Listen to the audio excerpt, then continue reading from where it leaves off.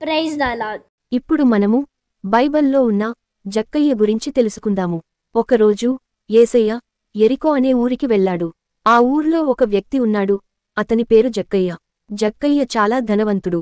కాని అతను ప్రజల దగ్గర నుండి ఎక్కువ డబ్బులు తీసుకుని ఆ డబ్బులను తన దగ్గర ఉంచుకుంటూ ఉండేవాడు. అందుకనే జక్కయ్యను చాలామంది ఇష్టపడేవారు కాదు. యేసయ్య వారి ఊరికి వస్తున్నాడు అని జక్కయ్య తెలుసుకుని ఆయనను చూడాలని అనుకున్నాడు. కాని జక్కయ్య చాలా పొట్టి మనిషి. పక్కన ఉన్నవారంతా అతనికంటే ఎత్తుగా ఉండటంతో యేసును చూడలేకపోయాడు. అప్పుడు జక్కయ్య ఒక పెద్ద మేడి చెట్టెక్కి అక్కడ నుండి యేసయ్యను చూడాలి అని అనుకున్నాడు. అలా చెట్టుపైకి ఎక్కి జక్కయ్య యేసయ్యను చూశాడు. యేసు ఆ చెట్టు వద్ద ఆగి జక్కయ్యను చూసి, జక్కయ్యా, త్వరగా దిగిరా. ఈరోజు నేను నీ ఇంటికి రావాలి అని అన్నాడు.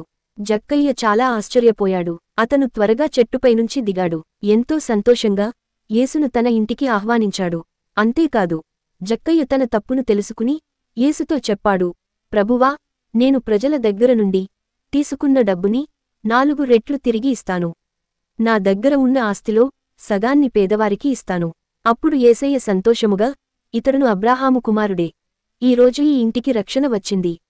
నశించిన దానిని వెదకి రక్షించుటకు నేను వచ్చానని అతనితో చెప్పాడు. జక్కయ్య నిజమైన మార్పును చూపించాడు. డబ్బు, ఆస్తి, ధనముపైన ఉన్న ప్రేమను వదిలి పేదవారికి ఇచ్చి యేసయ్యకు ఇష్టముగా మారాడు. జక్కయ్య తన తప్పును అంగీకరించి దానిని సరిదిద్దుకోడానికి ఇష్టపడ్డాడు. ఎవరి దగ్గర అయితే అన్యాయముగా డబ్బులు తీసుకున్నాడో వారికి 4 రెట్లు తిరిగి ఇచ్చి ఆస్తిలో సగము పేదవారికి ఇచ్చాడు. కాబట్టి జక్కయ్య జీవితం ద్వారా మనము నేర్చుకోవాల్సింది ఏమిటంటే, మనం తప్పు చేస్తే దాన్ని ఒప్పుకొని సరిదిద్దుకోవడానికి సిద్ధంగా ఉండాలి. మన చుట్టూ ఉన్న పేదవారికి సహాయము చేయాలి. లేనివారికి మన డబ్బులు ఇవ్వాలి.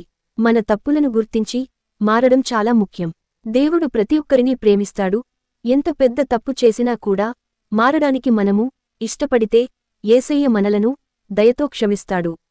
మనలను రక్షించి పరలోకానికి సిద్ధపరుస్తాడు. ఆమెన్. థ్యాంక్ యూ పిల్లలు. Praise the lord. మళ్ళీ మనం ఇంకొక స్టోరీతో కలుసుకుందాం.